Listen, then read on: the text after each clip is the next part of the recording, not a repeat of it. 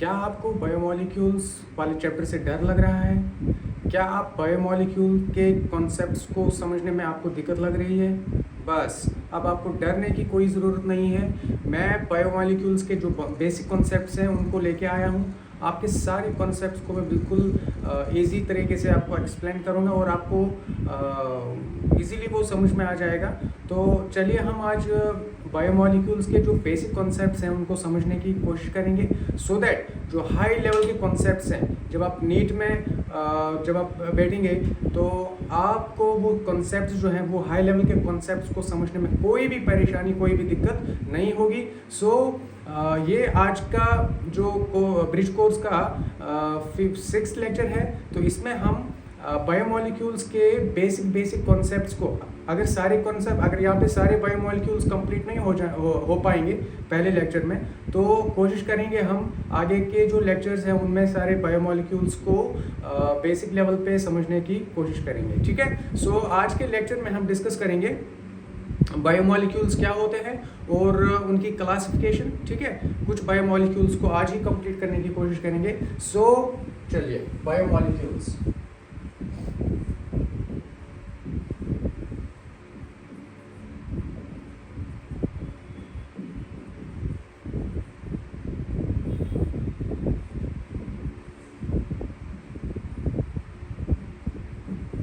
क्या होते हैं ये बायोमोलिक्यूल्स? बायोमोलिक्यूल्स मतलब the molecules of life. Cells के अंदर जो मॉलिक्यूल्स पाए जाते हैं, ऑर्गेनिक कंपाउंड्स जो पाए जाते हैं, कार्बन कंटेनिंग ऑर्गेनिक कंपाउंड्स, उनको हम बोलते हैं biomolecules. Okay, so they are basically the molecules of life.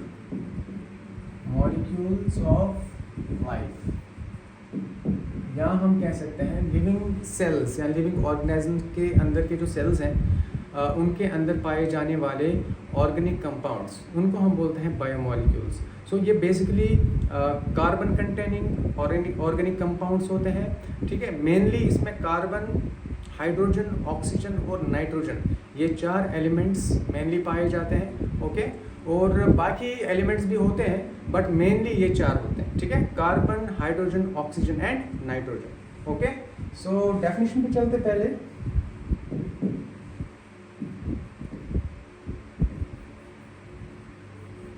They are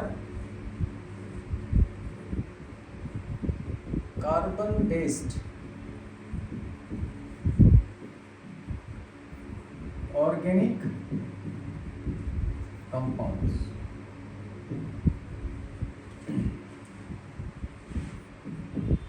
produced by living cells. Living cells इनको प्रोड्यूस करती हैं। ठीक है, प्राइमरीली consisting of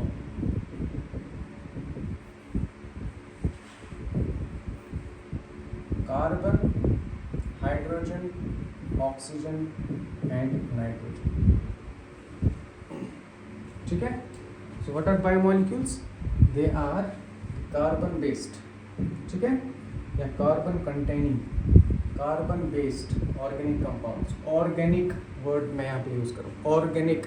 ठीक है, ऑर्गेनिक कंपाउंड्स होते हैं ये। ठीक है, कार्बन जिसमें प्रेजेंट होता है वो ऑर्गेनिक होता है, जिसमें कार्बन नहीं होता वो इनऑर्गेनिक कहलाता है। तो यहाँ पे कार्बन प्रेजेंट होता है इसलिए ऑर्गेनिक कंपाउंड्स होते हैं। ठीक है, सारे बायोमोलिक्यूल्स ऑर्गेनिक कंपाउंड्स होते हैं और लिविंग सेल्स के द्वारा ये प्रोड्यूस किए जाते हैं। ठीक है, और प्राइमरीली कौन से एलिमेंट्स से बने होते हैं? कार्बन, हाइड्रोजन, ऑक्सीजन और नाइट्रोजन। ठीक है, सो बायोमोलिक्यूल्स जो होते हैं they can be classified into micro biomolecules and macro biomolecules. ठीक है, depending upon the molecular weight. कुछ बायोमोलिक्यूल्स हाई मॉलिक्यूलर वेट के होते हैं। ठीक है, 10,000 डाल्टन से भी ज़्यादा उनका मॉलिक्यूलर वेट रहता है, उनको बोलते हैं मैक्रो बायोमोलिक्यूल्स। और कुछ बायोमोलिक्यूल्स छोटे या कम मॉलिक्यूलर वेट के होते हैं, उनको हम बोलते हैं माइक्रो बायोमोलिक्यूल्स। ओके, उनका जो मॉलिक्यूलर वेट है वो 18 से लेके 800 डाल्टन तक होता है। ठीक है, इसके बीच में 18 से लेके 800 डाल्टन के बीच में होता है। ओके, सो हम अभी बस नाम लेंगे उनका। बाद में मैं बताऊंगा प्रोटीन्स को हम या एमिनो एसिड्स या कार्बोहाइड्रेट्स को हम डिटेल में पढ़ेंगे। फिलहाल मैं यहाँ पे एक आउटलाइन आपको प्रोवाइड करूँगा क्लासिफिकेशन के तौर पे कि बायोमॉलिक्यूल्स को हम कौन से 2 कैटेगरीज में क्लासीफाई करते हैं। सो बायोमॉलिक्यूल्स जो है they can be classified into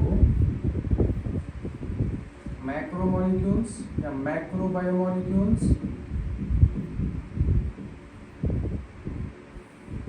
and microbiomolecules।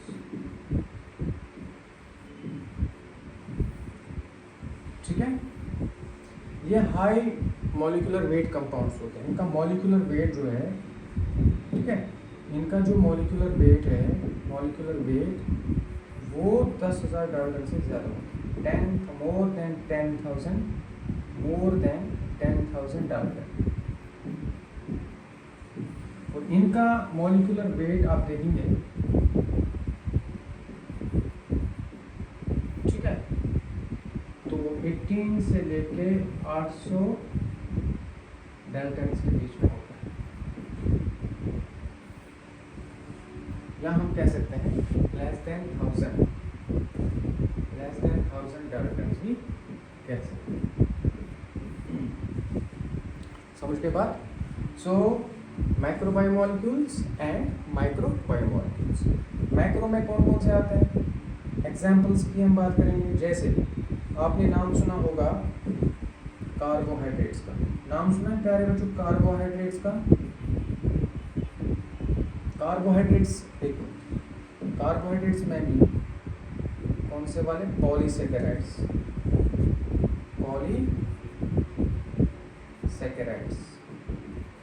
Polysaccharides जो है ये हाई मॉलिक्यूलर वेट के कंपाउंड्स होते हैं।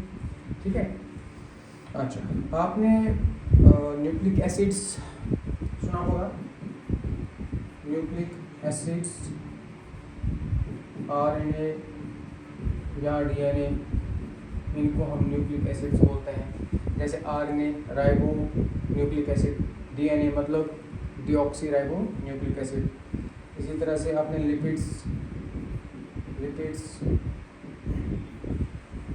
ओके, इसी तरह से आप देखेंगे प्रोटीन्स होते हैं। ओके, तो these are macro biomolecules, macro वाले कैटेगरी में आते हैं क्योंकि उनका मॉलिक्यूलर वेट ज़्यादा होता है। यहाँ पे एक्सेप्शन है लिपिड्स का, ठीक है, इनका मॉलिक्यूलर वेट लगभग 800 डाल्टन से कम होता है, तो लेकिन फिर भी हम इनको मैक्रो बायोमॉलिक्यूल वाले कैटेगरी में रखते हैं। ठीक है, इसका एक रीज़न है, मैं आपको बताऊंगा। फिलहाल हम यहाँ पे चलेंगे, इस पर माइक्रो वाले पे चलते हैं। ठीक है, जैसे मोनोसेकेराइड्स हो गए, ठीक है, डाइसेकेराइड्स हो गए,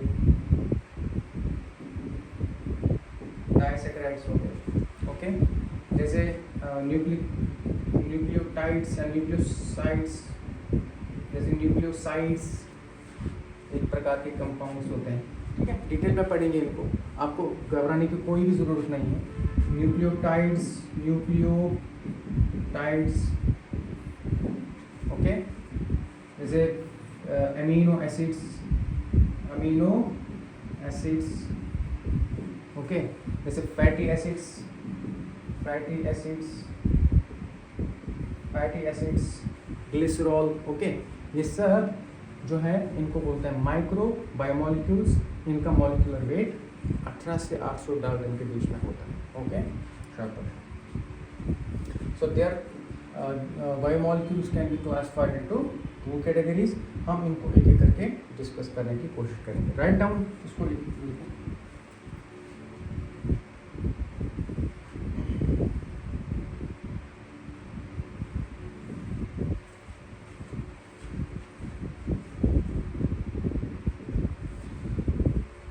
इनको बायोमॉलिक्यूल्स को एक एक करके डिस्कस करने से पहले हम देखते हैं सेल्स के अंदर कौन से बायोमॉलिक्यूल की कितनी कंपोजिशन है, और इसके अलावा इसका केमिकल एनालिसिस कैसे किया जाता है, हमें कैसे कुछ मॉलिक्यूल्स बड़े मिलते हैं, कुछ छोटे मिलते हैं, वो कैसे किया जाए तो केमिकल एनालिसिस हम देखने की कोशिश करेंगे।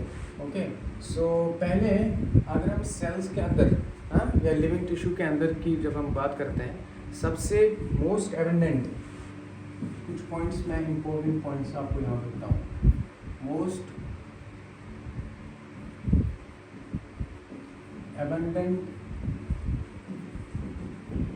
बायोमोलिक्यूल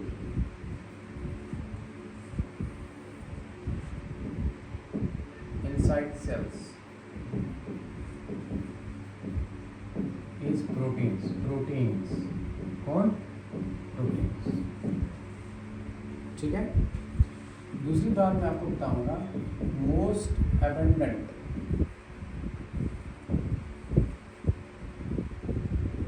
केमिकल सब्सटेंस या inorganic substance present in the cells is water, and most abundant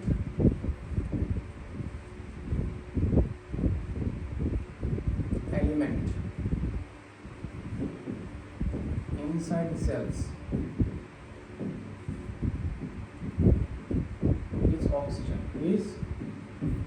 oxygen. ये कुछ फैक्चुअल चीज़ें हैं, आपको एग्जाम पॉइंट ऑफ व्यू ये बहुत ही इम्पोर्टेंट याद रखना पड़ेगा।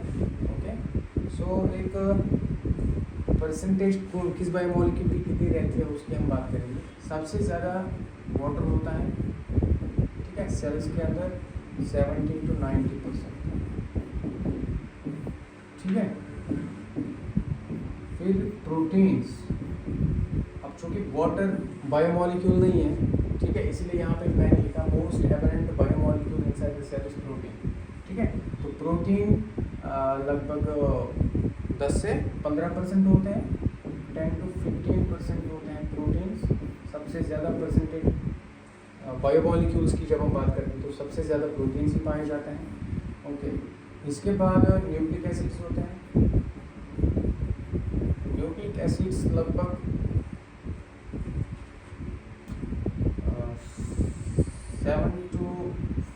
5 to 7% होते हैं न्यूक्लिक एसिड्स। ठीक है, उसके बाद लिपिड्स होते हैं, कार्बोहाइड्रेट्स होते हैं, सॉरी कार्बोहाइड्रेट्स होते हैं। कार्बोहाइड्रेट्स होते हैं 3 to 5%। ओके, उसके बाद लिपिड्स होते हैं 2%। उसके बाद बाकी जो इनऑर्गेनिक सब्सटेंस होते हैं, बाकी सारे इनऑर्गेनिक सब्सटेंसेस सिर्फ और सिर्फ 1% पाए जाते हैं। ओके, सो मोस्ट एबंडेंट अगर कोई केमिकल सब्सटेंस है सेल के अंदर, ठीक है, तो वो है वाटर। सबसे मोस्ट एबंडेंट सब्सटेंस। लेकिन मोस्ट एबंडेंट ऑर्गेनिक सब्सटेंस की बात करें, ऑर्गेनिक, तो वो है प्रोटीन्स। कौन है? प्रोटीन्स, ऑर्गेनिक सब्सटेंस या most abundant biomolecule. Okay, water organic नहीं है, water is an inorganic. Protein organic है तो सबसे एबंडेंट प्रोटीन पाया जाता है। उसके बाद न्यूक्लिक एसिड्स होते हैं दूसरे नंबर पे, फिर कार्बोहाइड्रेट्स पाए जाते हैं 3 से 5%, लिपिड्स 2% और बाकी इनऑर्गेनिक सब्सटेंसेस लगभग 1% होते हैं।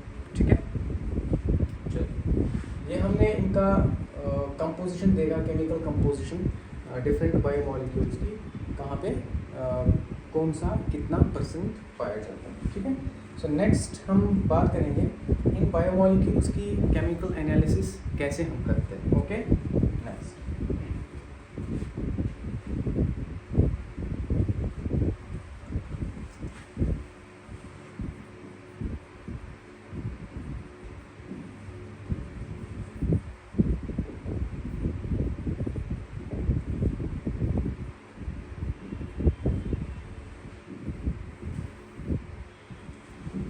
ध्यान ध्यान से समझना है इस बात को।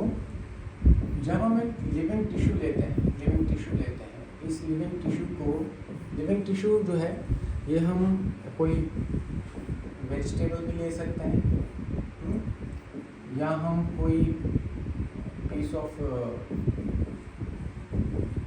लिवर ले सकते हैं।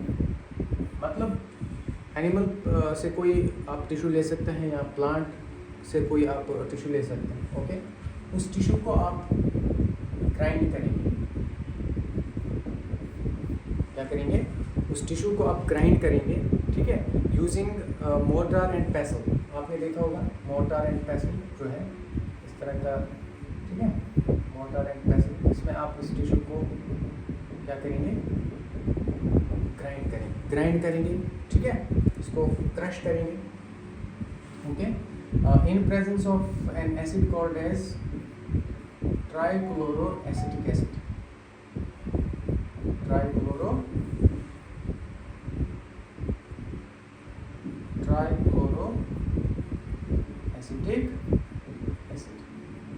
In presence of trichloroacetic acid आप इसको क्या करेंगे? ग्राइंड करेंगे। ओके, ग्राइंड करने के बाद आपको जो थिक स्लरी मिलेगा, थिक स्लरी मिलेगा। ओके, उस थिक स्लरी को हम क्या करेंगे?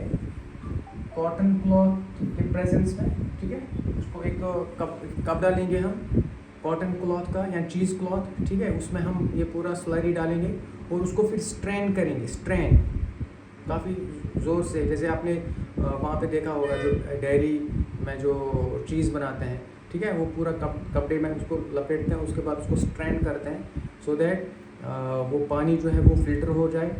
ओके, इसी तरह यहाँ पे भी आपको करना पड़ेगा वही। एक कॉटन इसमें कपड़े में लेंगे आप इसको थिक स्लरी और देन इसको स्ट्रेन करेंगे, ठीक है, तो आपको दो चीज़ें मिलेंगी। एक जो फिल्टर हुआ, ठीक है, उसको फिल्ट्रेट बोलेंगे, वो जो बचा उस कपड़े के अंदर जो चीज़ बचा उसको बोलेंगे रिटेंटेड। तो दो चीज़ यहाँ पे आपको देखने को मिलेंगी, ठीक है। सो कॉटन क्लॉथ का यूज आप करेंगे, ओके, एंड चीज क्लॉथ,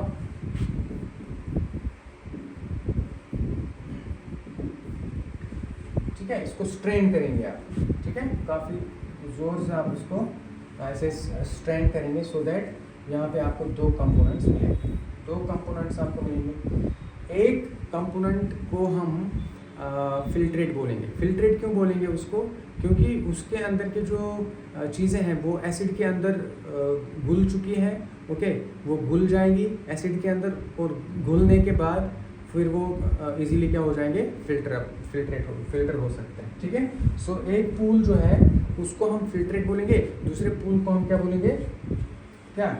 रिटेंटेड। एक को हम बोलेंगे फिल्ट्रेट, एक को हम फिल्ट्रेट बोलेंगे, दूसरे को हम रिटेंटेड बोलेंगे, रिटेंटेड, ठीक है। तो क्या हम फिल्ट्रेट वाला जो है, जो फिल्टर हो जाएगा वहाँ से, ठीक है, एसिड के साथ जो चीज़ें फिल्टर हो जाएंगी, क्या हम उसको एसिड सॉल्युबल पूल कह सकते हैं? ठीक है, क्या हम उसको एसिड सॉल्युबल पूल कह सकते हैं? यस, बिकॉज वो फिल्ट्रेट जो है, ठीक है, उसके अंदर जितने भी मॉलिक्यूल्स हैं, ठीक है, वो सारे मॉलिक्यूल्स एसिड के साथ घुल कर फिल्टर हो जाएंगे, ठीक है। तो इसीलिए इसको एसिड सॉल्युबल पूल बोलेंगे, एसिड सॉल्युबल, इसको हम एसिड सॉल्युबल पूल बोलेंगे, ठीक है। और दूसरा जो है इसको एसिड इनसॉल्युबल पूल बोलेंगे, एसिड इनसॉल्युबल पूल बोलेंगे, ठीक है। इसमें ये जो एसिड सॉल्युबल पूल है, जो फिल्ट्रेट है, ठीक है, इसमें कुछ बायोमॉलिक्यूल्स हमें मिलते हैं, ओके। जो बायोमॉलिक्यूल्स हमें यहाँ मिलेंगे उनको बोलेंगे माइक्रो बायोमॉलिक्यूल्स, और जो मॉलिक्यूल्स हमें यहाँ पे मिलेंगे उनको बोलेंगे मैक्रो बायोमॉलिक्यूल्स। समझिए बात को। सो माइक्रो बायोमॉलिक्यूल्स और मैक्रो बायोमॉलिक्यूल्स जो हैं, ठीक है, एक हमें ये वाला जो है माइक्रो वाला, ये हमें फिल्ट्रेट से मिलता है, फिल्ट्रेट के अंदर से मिलता है, और मैक्रो बायोमॉलिक्यूल्स हमें कहाँ पे मिलते हैं? रिटेंटेट के अंदर से मिलते हैं, ठीक है। क्योंकि ये फिल्टर नहीं हो पाते चीज़ क्लॉथ के थ्रू, ठीक है, चीज़ क्लॉथ के थ्रू ये फिल्टर नहीं होते।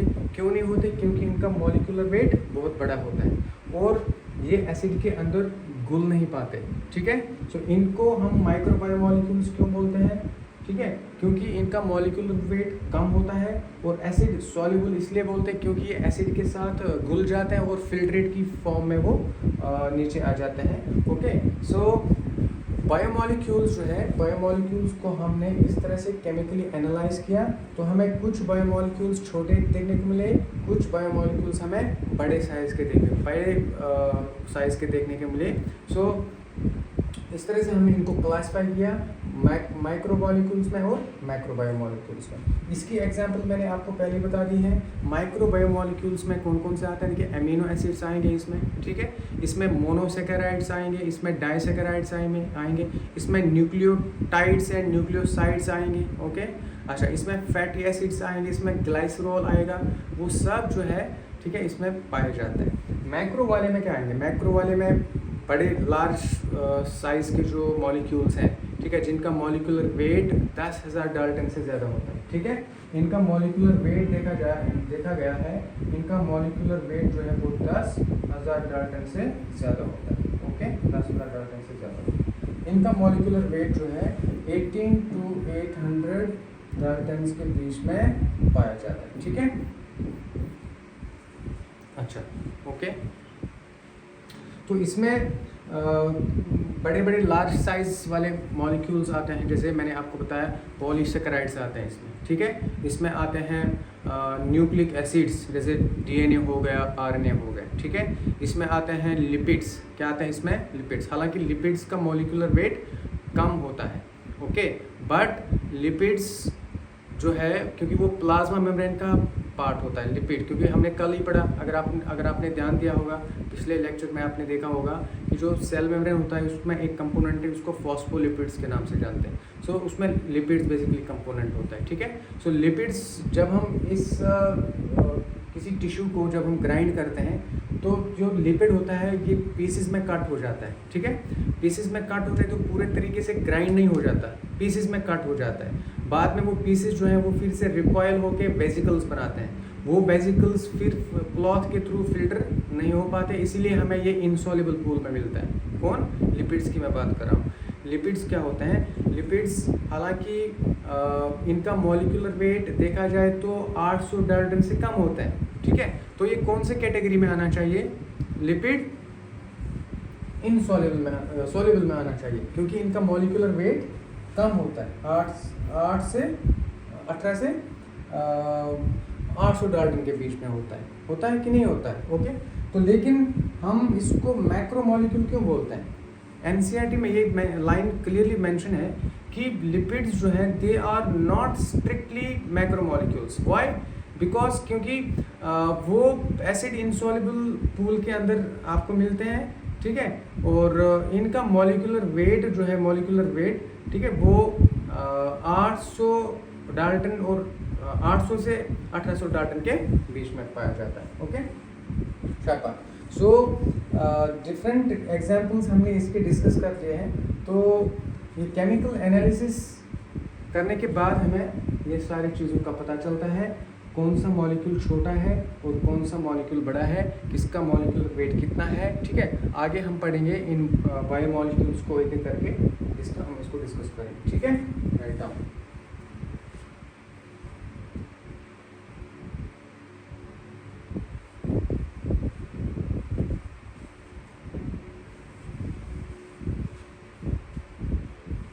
अमीनो एसिड्स की बात करेंगे सबसे पहले।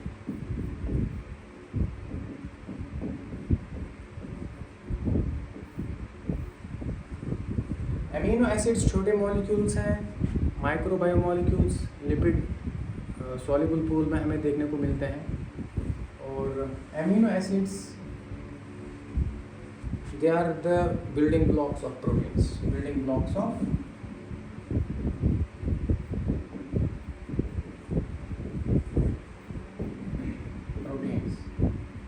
एसिड्स क्या है? बिल्डिंग ब्लॉक्स ऑफ प्रोटीन्स होते हैं। ओके, अगर हम अमीनो एसिड्स का एक जनरल स्ट्रक्चर देखेंगे, इसका जनरल स्ट्रक्चर आपका हम इसका देखेंगे, ठीक है। तो हमें समझ में आ जाएगा इसका स्ट्रक्चर जो है वो बिल्कुल मीथेन जैसा होता है, इसलिए एमिनो एसिड्स को हम सब्स्टिट्यूटेड मीथेन्स भी बोलते हैं। क्या बोलते हैं? ठीक है, they are called as amino acids are called as substituted methane. क्यों? देखो कैसे मीथेन जो है, मीथेन यह है मीथेन का स्ट्रक्चर H H H, ठीक है। तो ये अगर मीथेन का स्ट्रक्चर है, एमिनो एसिड का स्ट्रक्चर बिल्कुल सेम होता है, बीच में कार्बन होगा, ठीक है। यहाँ पे COOH ग्रुप होता है, एसिडिक ग्रुप, कार्बोक्सिलिक एसिड बोलते हैं इसको। एक साइड में अमाइन ग्रुप होता है, NH2 ग्रुप, अमाइनो ग्रुप, ठीक है। एक साइड में R ग्रुप होता है, R मतलब ये एक साइड चेन बोल सकते हैं इसको, ये डिस्टिंक्टिव साइड चेन होता है, called as distinctive side chain, distinctive side chain, distinctive side chain होता है, क्योंकि हर एमिनो एसिड में जो है R ग्रुप जो है डिफरेंट पाया जाता है, इसलिए इसको डिस्टिंक्टिव, क्योंकि ये डिस्टिंक्ट होता है हर एमिनो एसिड, और यहाँ पे H होता है। अगर आप इस स्ट्रक्चर को देखेंगे तो यहाँ पे हमने इस H को COH से रिप्लेस किया है, इस वाले H को हमने NH2 से रिप्लेस किया है, इस H को हमने R से रिप्लेस किया, और ये H तो वैसा ही है। ओके, सो अगर आप ये दो स्ट्रक्चर्स का अगर आप कंपेयर करेंगे तो आपको ये समझ में आ जाएगा कि ये जो स्ट्रक्चर एमिनो एसिड का, ठीक है, इसको जैसे मीथेन से निकाला गया, इसीलिए हम इनको सब्स्टिट्यूटेड मीथेन्स के नाम से जानते हैं, ठीक है, क्योंकि इसका जो स्ट्रक्चर है this has been derived from the methane, ठीक है। यहाँ हम ये कह सकते हैं कि ये जो इसके ग्रुप्स हैं, कॉन्स्टिट्यूएंट्स हैं, किसके? एमिनो एसिड के जो डिफरेंट कॉन्स्टिट्यूएंट्स हैं, ठीक है, इनको हमने मीथेन के कॉन्स्टिट्यूएंट से सब्स्टिट्यूट करके बनाया है इसका structure. Okay, this is an amino acid, this is an amino acid, this is the general structure of amino acid, general structure. Okay, so R group जो है, R group, okay, R group basically क्या होता है?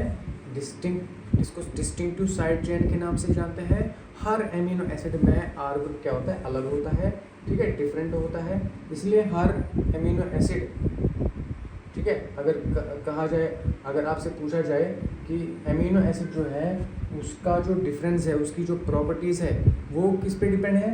इस पे are group पे depend होती है। Okay, sure. तो ये पहली बात होगी। दूसरी बात हम दूसरी बात करेंगे कि जो डिफरेंट एमिनो एसिड्स जो है, कुछ एग्जांपल्स एनसीईआरटी में जैसे मेंशन है, ठीक है। सिंपलेस्ट एमिनो एसिड जो है that's called as glycine, that's called as glycine. मैं आपको उसका स्ट्रक्चर दिखाऊंगा, ठीक है, उसका आप स्क्रीनशॉट ले सकते हैं।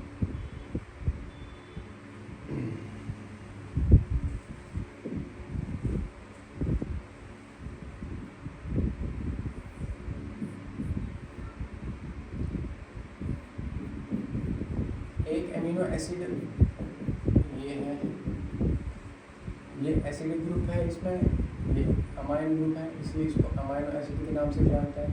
ये H ग्रुप है, ठीक है, और R के बदले अगर हम R को रिप्लेस करेंगे H से, इसे H से, when R is equal to H, क्योंकि यहाँ पे R था, ठीक है, R को हमने H से रिप्लेस किया तो एमिनो एसिड का नाम क्या बना?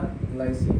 So this is the simplest amino acid, ठीक है, सिंपलेस्ट एमिनो एसिड, ठीक है, ग्लाइसिन के नाम से जिसको हम जानते हैं, इसे ग्लाइसिन। ओके, दूसरा एमिनो एसिड क्या है? दूसरा एमिनो एसिड मैं बताऊंगा आपको, जब हम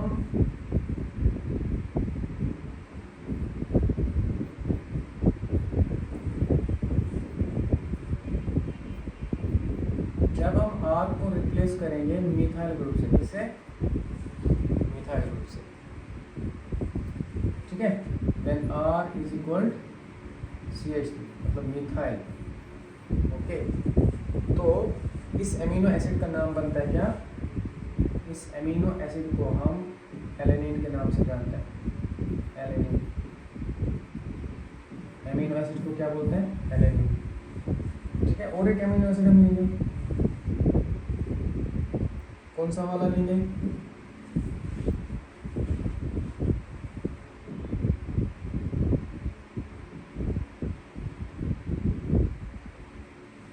चलो हम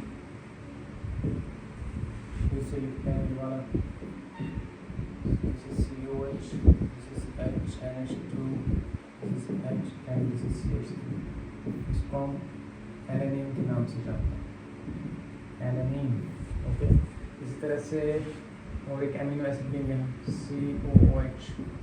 यहाँ से इधर NH2 होगा, ठीक है, इधर से H होगा, और यहाँ से R के बदले अगर हम यहाँ पे हाइड्रोक्सी मिथाइल लेंगे, क्या?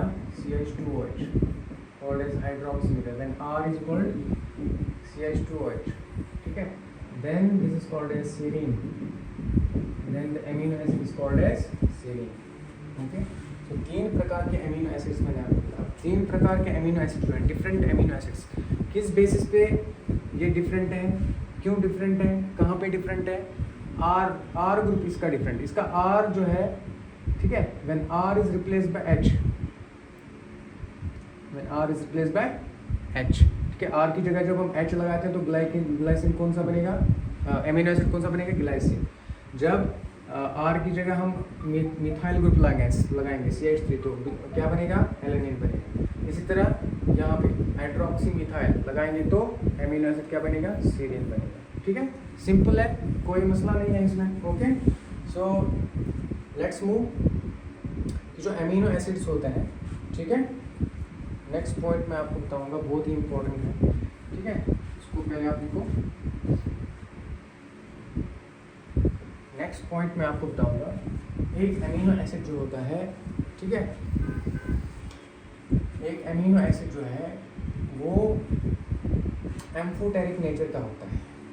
क्या होता है? एम्फोटेरिक नेचर का होता है। क्यों? क्योंकि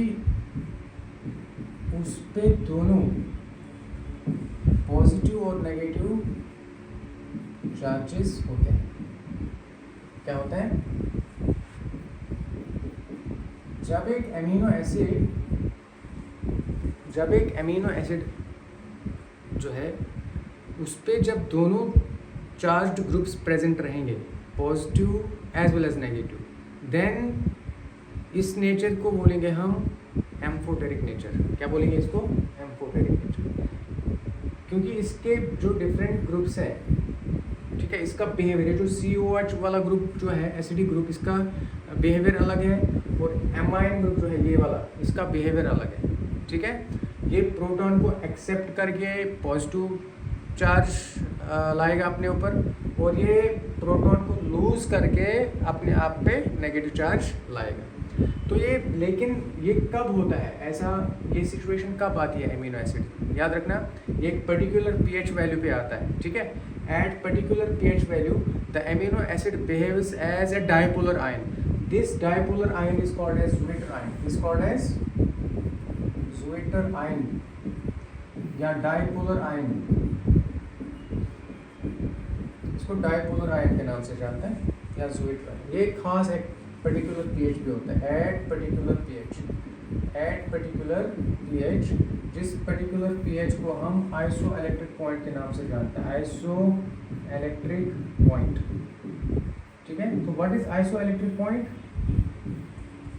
बेटा, what is isoelectric point? ये एक ऐसा pH वैल्यू है जिस pH वैल्यू पे एक अमीनो एसिड डाइपोलर आयन की तरह बिहेव करता है, या जिसको हम ज़्विटर आयन के नाम से जानते हैं। मतलब इसके पास दोनों चार्ज्ड ग्रुप्स प्रेजेंट होते हैं, लेकिन इसमें जो नेट चार्ज है, वो नेट चार्ज इसकी क्या होती है? 0 होती है। ठीक है, अच्छा, कौन सा पॉइंट, जो कौन सा वैल्यू pH का ऐसा होता है, ठीक है, जिस pH वैल्यू पे एक अमीनो एसिड या तो एक अमीनो एसिड ज़्विटर आयन की तरह बिहेव करता है। ठीक है, वो जनरली देखो, वो pH वैल्यू जो है वो वेरी करता है। जनरली हम ये कह सकते हैं कि 7.4 के आसपास का pH वैल्यू जो है, ठीक है, वो अमीनो एसिड्स के लिए ऐसा पीएच वैल्यू रहता है जहाँ पे वो ज़्विट्राइन बिहेव करता है। ओके, 7.4 वाला पीएच वैल्यू होता है। बट ये अलग अमीनो एसिड्स में अलग अलग होता है, उतना ज़्यादा वेरी नहीं करता, थोड़ा सा वेरी करेगा बट ज़्यादा वेरिएशन नहीं होती इसमें। ठीक है, तो ये है, ये जो स्ट्रक्चर है अमीनो एसिड का, इसको हम बोलते हैं क्या, ज़्विट्राइन। ठीक है, सो अमीनो एसिड्स कभी एक्ट करेगा एज एसिड, कभी एक्ट करेगा एज बेस, कभी एक्ट करेगा एसिड, कभी एक्ट करेगा बेस। वो डिपेंड करता है कि पीएच वैल्यू, मीडियम में पीएच वैल्यू कैसा है। ठीक है, देखो अब यही अमीनो एसिड जो है, यही अमीनो एसिड जो है, इसमें जब मीडियम जब चेंज होगा, फॉर एग्जांपल पीएच वैल्यू जो है, पीएच वैल्यू अगर क्या होगा, कम, क्या होगा, लो पीएच। अगर पीएच वैल्यू क्या हो जाएगा, लो पीएच, एट लो पीएच। मैं कोशिश करता हूँ आपको मतलब एक आसान तरीके से आपको समझाऊँ ताकि सारी चीज़ें आपको अच्छे से समझ में आ जाए। ओके, क्योंकि बेसिक अंडरस्टैंडिंग का होना बहुत ज़रूरी है, तभी जाके आप जो हाई कॉन्सेप्ट्स हैं, ठीक है, फिर आपको वो दिक्कत नहीं होगी वो समझने में। ओके, सो लो पीएच का मतलब होता है जब प्रोटॉन्स की कंसंट्रेशन हाई होती है। लो पीएच का मतलब होता है प्रोटॉन्स की कंसंट्रेशन का ज़्यादा होना। ठीक है, high concentration of protons, high concentration of protons, H positive ions की कंसंट्रेशन क्या है, मीडियम में ज़्यादा है। जब प्रोटॉन्स की कंसंट्रेशन ज़्यादा होती है, क्या होती है, ज़्यादा होती है, या पीएच का वैल्यू कम होता है, तो उस टाइम पे क्या है, देखो प्रोटॉन्स की कंसंट्रेशन ज़्यादा है। ठीक है, प्रोटॉन्स की कंसंट्रेशन क्या है, ज़्यादा, तो ये जो अमीनो एसिड है, ये जो अमीनो एसिड है, ये प्रोटॉन को क्या करेगा, एक्सेप्ट करेगा। इसका जो COH नेगेटिव वाला जो पार्ट है, वो क्या करेगा, प्रोटॉन को क्या करेगा, एक्सेप्ट करेगा। ठीक है, तो इसका स्ट्रक्चर ऐसा बनेगा, C यहाँ पे H है, ठीक है, यहाँ पे NH3+, ओके, और ये जो है प्रोटॉन एक्सेप्ट करेगा और इसके ऊपर नेगेटिव चार्ज गायब हो जाएगी, और ये हो गया R ग्रुप यहाँ पे। तो हम ये कह सकते हैं कि ये जो अमीनो एसिड है, ठीक है, ये जो अमीनो एसिड है, ठीक है, इस पे ओवरऑल चार्ज क्या आ गई, positive.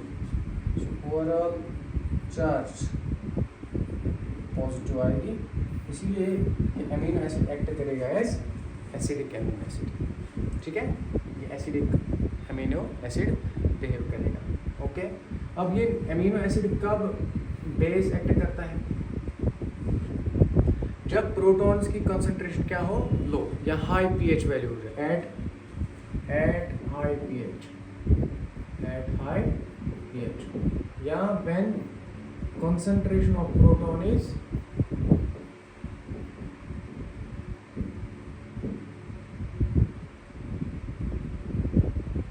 low, when concentration of proton is low, उस टाइम पे क्या होगा, ये जो अमीनो एसिड है, ठीक है, ये जो अमीनो एसिड है, ये उस टाइम पे क्या करेगा, प्रोटॉन्स की कंसंट्रेशन क्या है, लो है, तो ये अपना प्रोटॉन जो है NH3 पॉजिटिव था ये, ठीक है, NH3 पॉजिटिव, ठीक है, तो ये अपना प्रोटॉन को क्या करेगा, लूज करेगा, तो ये NH2 हो जाएगा। ठीक है, अपना प्रोटॉन ये लूज करेगा, NH2 हो जाएगा, और ये COO नेगेटिव ही रहेगा। ओके, सो यहाँ पे H जो आएगा, यहाँ पे R रहेगा। इस तरह से इसके ऊपर ओवरऑल चार्ज क्या रही, ओवरऑल चार्ज क्या आ गई, इस पे ओवरऑल चार्ज इस पे आ गई नेगेटिव, क्या आ गई, नेगेटिव चार्ज। सो अमीनो एसिड जो है वो कभी एसिडिक बिहेव करता है, लाइक दिस, व्हेन प्रोटॉन्स की कंसंट्रेशन जब ज़्यादा होती है या पीएच वैल्यू कम होता है, तब ये amino acid acidic amino acid behave करेगा। ठीक है, जब प्रोटॉन की कंसंट्रेशन क्या होगी, कम होगी मीडियम में, तो ये अपना पॉजिटिव चार्ज लूज करके पॉजिटिव चार्ज खत्म करेगा और ओवरऑल चार्ज इसकी नेगेटिव रहेगी, तो इस अमीनो एसिड को हम बेसिक बोलेंगे। क्या बोलेंगे? Basic amino acid. ठीक है। और ये वाला जो अमीनो एसिड है जिसमें दोनों चार्ज प्रेजेंट है एट द सेम टाइम, इसको हम बोलेंगे न्यूट्रल। क्या बोलेंगे इसको? Neutral amino acid. इसको बोलेंगे न्यूट्रल अमीनो एसिड। क्या बोलेंगे इसको? Neutral amino acid. समझ के बाद सो कुछ अमीनो एसिड्स एसिडिक बिहेव करते हैं, कुछ अमीनो एसिड्स बेसिक बिहेव करते हैं, कुछ अमीनो एसिड्स न्यूट्रल होते हैं। ठीक है। ऐसे अमीनो एसिड्स जिनमें दोनों चार्ज ग्रुप्स प्रेजेंट होता है एट द सेम टाइम, उस अमीनो एसिड को हम ज़्विटर आयन के नाम ज़्विटर आयन बोलते हैं या डाइपोलर आयन बोलते हैं। ये एक पर्टिकुलर पीएच पे ऐसा बिहेव करते हैं, उस पर्टिकुलर पीएच को हम आइसोएलेक्ट्रिक पॉइंट के नाम से जानते हैं। समझ के बाद? Okay, clear? Right now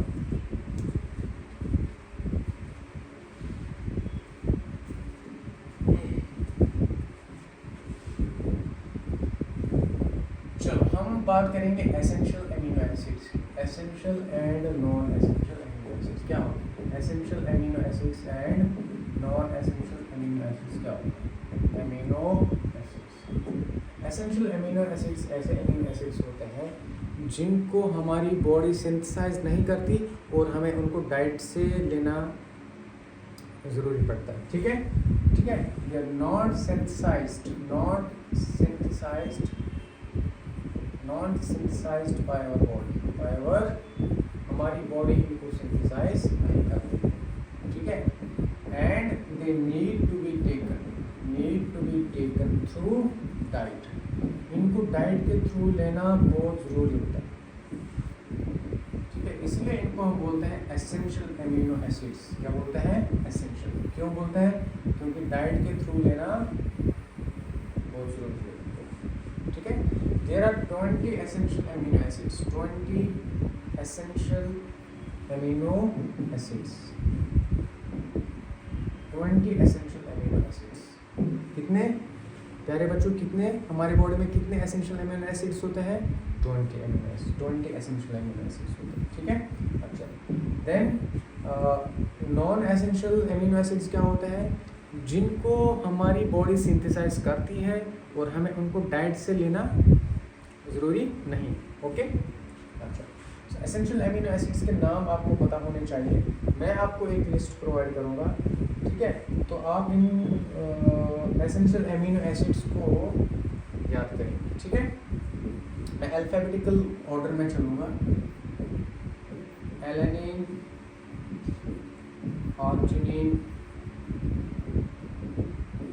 एस्पेराजिन, aspartic acid. ठीक है। Cysteine,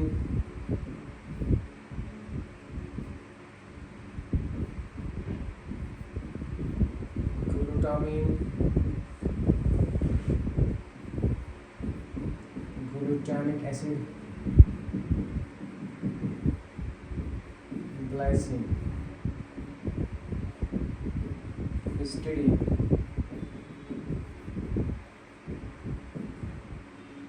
isoleucine, leucine, lysine,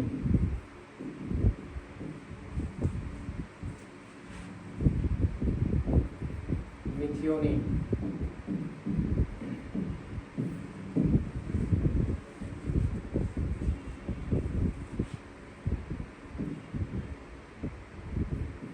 proline, phenyl alanine,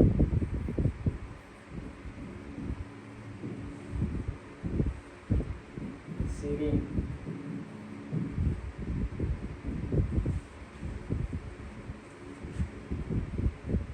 threonine, tryptophan,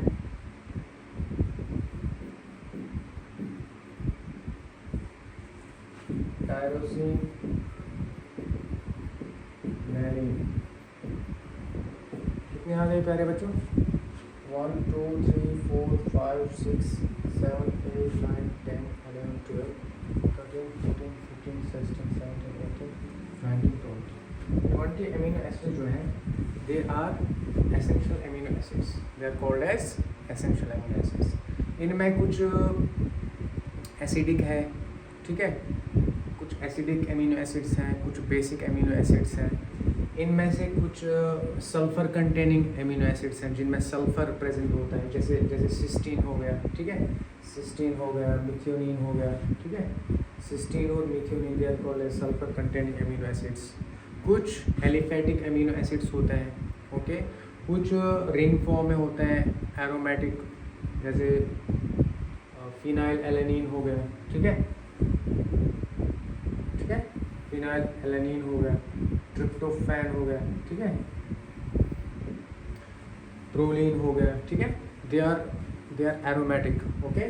इसमें से कुछ एरोमेटिक हैं, कुछ एलिफैटिक हैं, कुछ सल्फर कंटेनिंग है, कुछ एसिडिक हैं, कुछ बेसिक हैं, ठीक है। वो सारी चीज़ें जो है वो आप बाद में उसको क्लासिफाई इजीली कर पाएंगे, लेकिन पहले आपको ये 20 अमीनो एसिड्स जो हैं टिप ऑफ द टंग याद होने चाहिए, ओके। बाद में आपको डिटेल में हम बताएंगे आपको अमीनो एसिड्स के बारे में, अभी और चीज़ें इसमें है, ठीक है, बहुत सारी चीज़ें हैं, बट बेसिक अंडरस्टैंडिंग आपको अगर पहले से है तो आपको दिक्कत नहीं होगी, कोई चीज़ समझने में कोई भी दिक्कत नहीं होगी आपको, ठीक है। अच्छा चलो आगे बढ़ते हैं।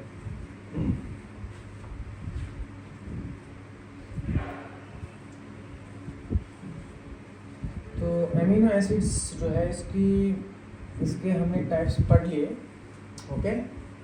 20 types of essential amino acids हमने डिस्कस कर लिए।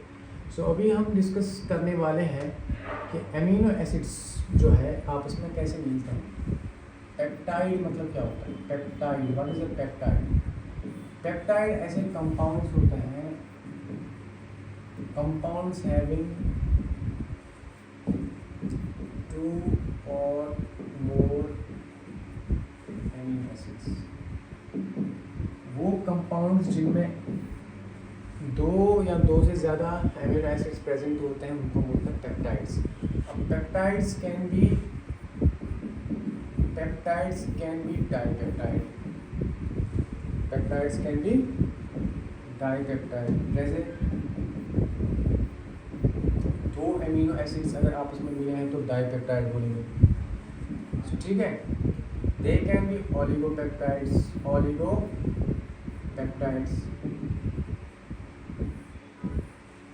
ठीक है, दे कैन बी ओलिगोपेप्टाइड्स। इसमें फ्यू अमीनो एसिड्स आपस में मिले हैं bye means of A peptide bond, and बहुत सारे series of amino acids, thousands, hundreds and thousands of amino acids जब आपस में मिलेंगे तो वो बनाते हैं पॉलीपेप्टाइड्स।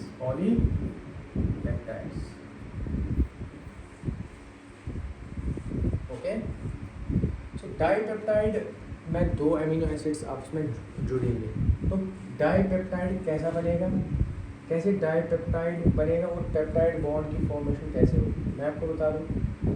जो डाइपेप्टाइड, देखो एक अमीनो एसिड का स्ट्रक्चर ऐसा है, ठीक है, ये इसका NH2 रहेगा, ये इसका COH ग्रुप होगा, COH। अब इस COH ग्रुप यहाँ पे R रहेगा, ठीक है। अब ये जो COH ग्रुप है, ठीक है, इसको अगर हम थोड़ा खोल के लिखेंगे, जैसे इसको मैं इस फॉर्म में अगर लिखूँ C+OH, कोई प्रॉब्लम नहीं है ना, कोई प्रॉब्लम नहीं है, ठीक है। दूसरा अमीनो एसिड में अगर लिखूँगा यहाँ पे, दूसरा अमीनो एसिड, ये है दूसरा अमीनो एसिड, इसका C+OH, ठीक है, और ये इसका R ग्रुप हो गया, ये इसका NH2 ग्रुप हो गया। अगर ये NH2 को मैं अगर ऐसे लिखूँ NH2, कोई प्रॉब्लम है क्या? नहीं है प्रॉब्लम, ठीक है। अब यहाँ पे क्या होता है, जब 2 अमीनो एसिड्स आपस में मिलते हैं, ठीक है, जब 2 अमीनो एसिड्स, डाइपेप्टाइड के केस में क्या होता है कि 2 अमीनो एसिड जो है, ठीक है, वो आपस में इस तरह से मिलते हैं कि ये जो है कार्बोक्सिल ग्रुप, ठीक है, इसका OH और एमाइन का एक H जो है वो एलिमिनेट हो जाता है in the form of A water molecule. तो यहाँ पे जो कार्बन है, ये जो कार्बन है एक अमीनो एसिड का और दूसरे अमीनो एसिड का जो नाइट्रोजन है, ये आपस में बॉन्ड बनाएंगे। क्या बनाएंगे? बॉन्ड। तो रिजल्टिंग जो स्ट्रक्चर है वो ऐसा दिखेगा आपको। रिजल्टिंग स्ट्रक्चर कैसा रहेगा?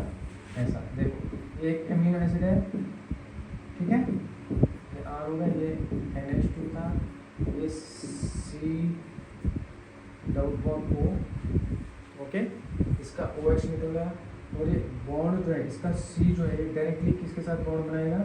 नेक्स्ट अमीनो एसिड का, ठीक है, उसका ये COH ग्रुप हो गया उसका दूसरे अमीनो एसिड का, यहाँ पे H आ गया, यहाँ पे R और यहाँ पे NH।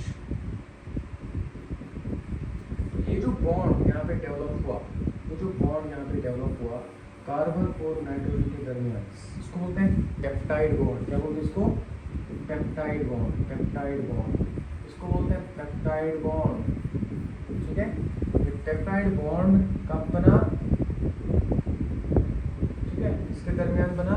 पेप्टाइड बॉन्ड जो है, peptide bond formation takes place between the carboxyl group of one amino acid and the amine group of another amino acid with the elimination of a water molecule, with the elimination of a water molecule, okay. तो यहाँ पे एक bond जो बना C और N के दरमियान, ठीक है, एक अमीनो एसिड का C, कार्बोक्सिलिक ग्रुप वाला C, ठीक है, और दूसरे अमीनो एसिड के एमाइन का N, ठीक है, इनके दरमियान जो बॉन्ड यहाँ पे बना उसको हम बोलेंगे क्या? उसको क्या बोलेंगे हम? Peptide bond. क्या बोलेंगे इसको? Peptide bond. समझ के बाद पेप्टाइड बॉन्ड क्या होता है? इसी तरह से दो अमीनो एसिड्स के दरमियान एक पेप्टाइड बॉन्ड बना, तीन अमीनो एसिड्स जब जुड़ेंगे तो दो पेप्टाइड बॉन्ड रहेंगे। इसी तरह 10 अमीनो एसिड्स जुड़ेंगे, उनमें 9 पेप्टाइड बॉन्ड्स रहेंगे। 100 अमीनो एसिड्स जुड़ेंगे, उनमें 99 पेप्टाइड बॉन्ड्स होंगे। और जितने पेप्टाइड बॉन्ड्स बनेंगे उतने वाटर मॉलिक्यूल्स एलिमिनेट हो जाएंगे, उतने वाटर मॉलिक्यूल्स एलिमिनेट हो जाएंगे। और 100 से ज़्यादा, ठीक है, हज़ारों एमिनो एसिड्स जब आपस में मिलेंगे तो बनता है एक पॉलीपेप्टाइड। क्या बनता है? पॉलीपेप्टाइड। एक पॉलीपेप्टाइड चेन में आपको अगर दिखा दूँ, ठीक है, एक पॉलीपेप्टाइड चेन अगर मैं आपको दिखा दूँ, यहाँ पे आप पॉलीपेप्टाइड चेन जो है वो कैसी रहेगी? इसमें C, यहाँ पे H रहेगा, यहाँ पे R रहेगा, यहाँ पे एमाइन ग्रुप होता है, ठीक है, ये C डबल बॉन्ड O, ठीक है, इसका OH निकल जाएगा, वो N के साथ बॉन्ड बनाएगा NH, ठीक है। सो C यहाँ पे H रहेगा, यहाँ पे R रहेगा, C डबल बॉन्ड O। इसी तरह से ये नेक्स्ट एमिनो एसिड के साथ बॉन्ड बनाएगा, ठीक है, C, ठीक है, NH, ओके।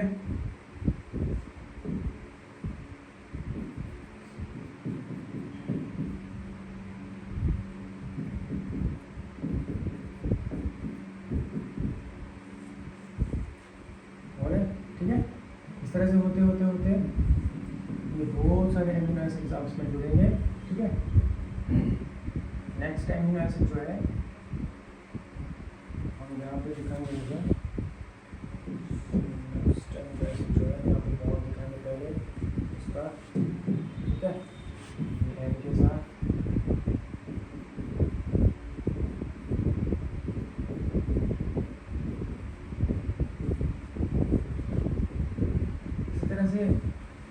बहुत सारे एमिनो एसिड जो है वो आपस में मिलेंगे।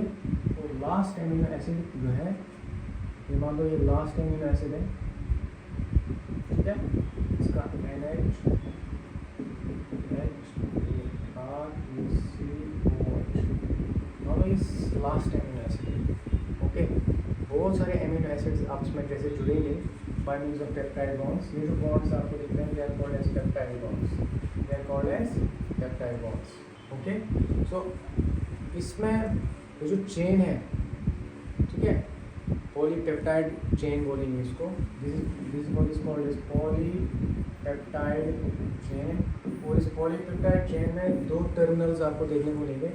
एक टर्मिनल जो है जहाँ पे, हाँ, जहाँ पहला एमिनो एसिड का एमाइन ग्रुप है, पहले एमिनो एसिड का एमाइन ग्रुप है, एक टर्मिनल पे, इसीलिए इसको बोलते हैं एन टर्मिनल। क्या बोलते हैं इसको? N terminal.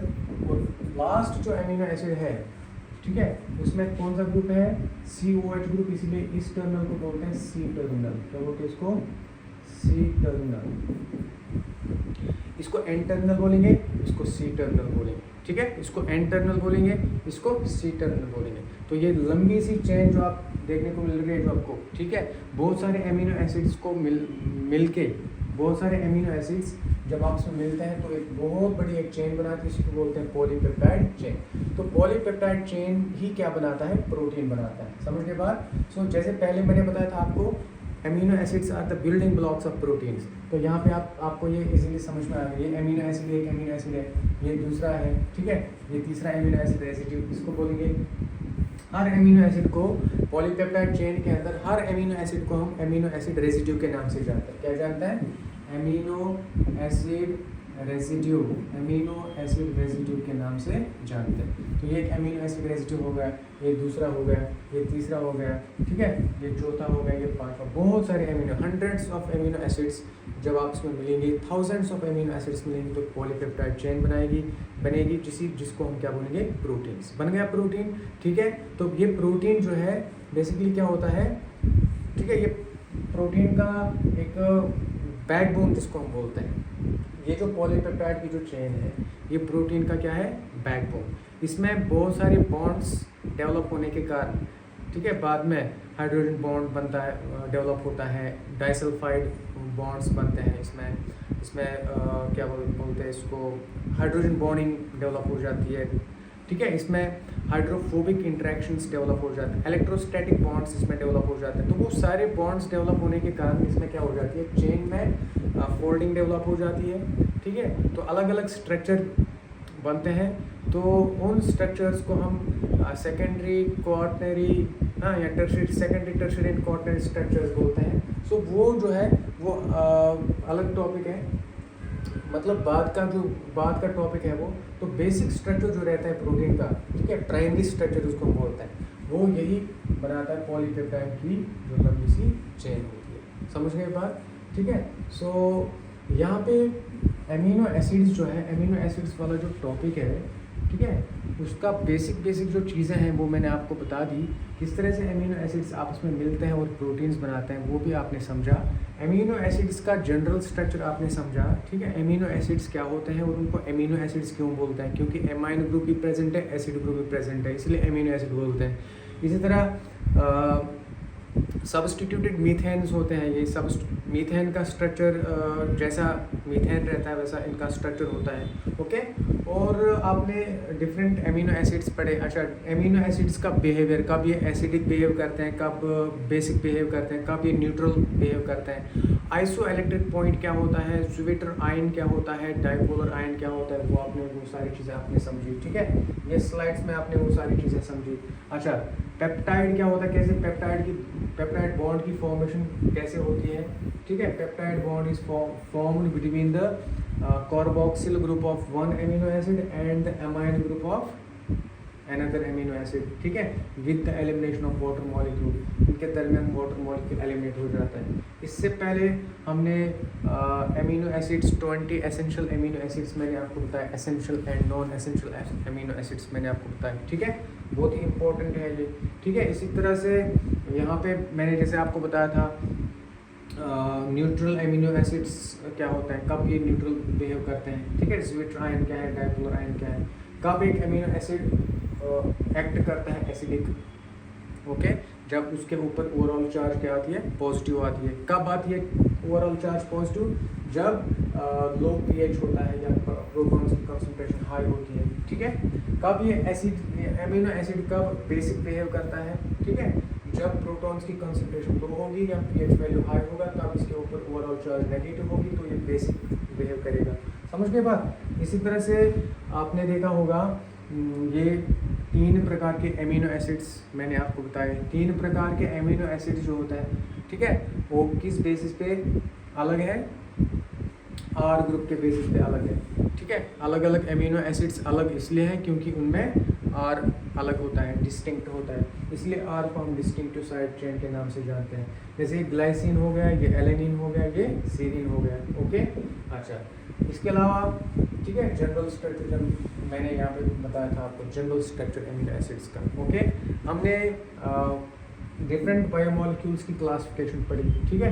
हमने माइक्रो बायोमोलिक्यूल्स क्या होता है, मैक्रो बायोमोलिक्यूल्स क्या होता है, उनकी हमने बात की। केमिकल एनालिसिस कैसे की जाती है बायोमोलिक्यूल्स की, वो मैंने आपको बताया। Okay, then most abundant biomolecule कौन है सेल के अंदर, ठीक है, वो है प्रोटीन्स। मोस्ट एबंडेंट अगर कोई सब्सटेंस है, ठीक है, केमिकल सब्सटेंस, तो वो है वाटर। 70 to 90% वाटर होता है सेल्स के अंदर। प्रोटीन्स 10 से 15% होते हैं। न्यूक्लिक एसिड्स 5 से 7% होते हैं, ठीक है। अच्छा, कार्बोहाइड्रेट्स 3 to 5% होते हैं, लिपिड्स 2% होते हैं, और बाकी सारे इनऑर्गेनिक सब्सटेंसेस जो है ना वो 1% होते हैं सारे। ओके, तो यहाँ पे बायोमोलिक्यूल्स की जैसे डेफिनेशन मैंने बताया था आपको कि कैसे लिविंग ऑर्गेनिज्म्स इनको प्रोड्यूस करते हैं, कार्बन बेस्ड ऑर्गेनिक होते हैं, ठीक है। इनमें कार्बन, हाइड्रोजन, ऑक्सीजन और नाइट्रोजन जैसे एलिमेंट्स प्रेजेंट होते हैं, ठीक है। ये इनकी क्लासिफिकेशन मैंने बताई थी। सो आई होप कि आपको ये जो टॉपिक है, ठीक है, इसमें जो बेसिक चीज़ें मैंने आपको बताई, बिल्कुल बेसिक चीज़ें मैंने आपको बताई इसमें, ठीक है। बायोमोलिक्यूल चैप्टर जो है वो सिर्फ इतना नहीं है, इसमें बहुत सारी चीज़ें हैं। इसमें कुछ चीज़ें हाई लेवल की भी चीज़ें पाई जाती है, लेकिन आपको कोई भी घबराने की ज़रूरत नहीं है, क्योंकि मैं वो सारी चीज़ें जो है सिंप्लीफाइड तरीके से आपको समझाऊंगा, और आपको बिल्कुल भी नहीं लगेगा कि कोई मुश्किल वाली चीज़ है। जैसे मोस्ट ऑफ द स्टूडेंट्स क्या करते हैं, एग्ज़ाम के टाइम पे जब एग्ज़ाम नियर बाय होता है तो वो क्या करते हैं, वो ऐसे चैप्टर्स को क्या करते हैं, स्किप ही कर देते हैं, ठीक है, छोड़ देते हैं, पढ़ते ही नहीं, क्योंकि उनको ये टफ लगता है। क्या लगता है? टफ। लेकिन जो टॉपर्स बच्चे होते हैं, ठीक है, अच्छे बच्चे जो होते हैं, वो मुश्किल चीज़ों को आसान बनाते हैं, और हम उस मुश्किल चीज़ को आसान बनाने में हम आपको पूरी की पूरी मदद करेंगे, पूरी हेल्प करेंगे, ठीक है। आप हमारे साथ बने रहिए, जुड़े रहिए हमारे साथ। ओके, आपको कोई भी टेंशन लेने की ज़रूरत नहीं है। So this is enough for today, till tomorrow, good bye, thank you very much.